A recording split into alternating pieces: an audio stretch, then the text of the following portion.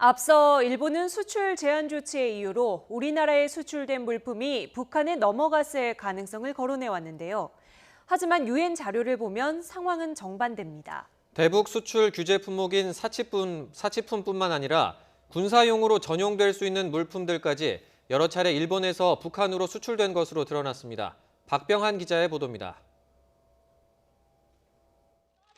지난 1일 일본은 한국에 대해 세계 품목의 수출 규제를 발표하면서 한국이マ치 이 민감한 품목들을 북한에 넘겨주어 쓸 가능성이 있는 것처럼 시사했습니다.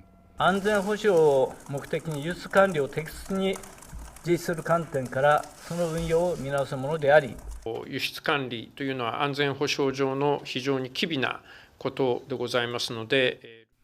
하지만 지난 몇 년 사이 일본에서 군사용으로 사용될 수 있는 품목이 북한으로 넘어간 것으로 드러났다고 유엔 대북 제재위원회 전문가 패널이 밝혔습니다. 또 유엔이 제재 목록에 올린 담배와 화장품, 고급 자동차, 피아노 등 사치품도 일본에서 북한으로 수출된 것으로 나타났습니다. 2008년과 2009년에 걸쳐 벤츠와 렉서스 등 고급 승용차와 담배, 일본 술, 화장품, 중고 피아노 등이 일본에서 북한으로 수출된 것이 드러났습니다.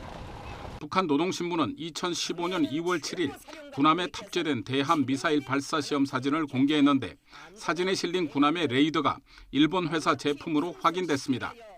북한이 2017년 8월과 9월 일본 상공을 가로질러 발사한 화성-12 중장거리 탄도미사일을 발사대로 옮기는 데 사용된 기중기도 일본에서 만든 것으로 확인됐습니다. 지난 3월 보고서에서 패널은 개성 남북연락사무소용 유류 반출에 대해 한국 정부에 문의했으나 한국 정부는 이미 포괄적 승인을 받아 일일이 보고할 필요는 없다는 입장이었다고 기록했습니다. 패널은 안보리 5개 상임 이사국과 한국, 일본, 싱가포르 국적의 전문가 각 1명 등 총 8명으로 구성됐고 매년 북한의 제재 위반 사례와 회원국의 제재 이행 동향을 보고하고 있습니다. YTN 박병환입니다.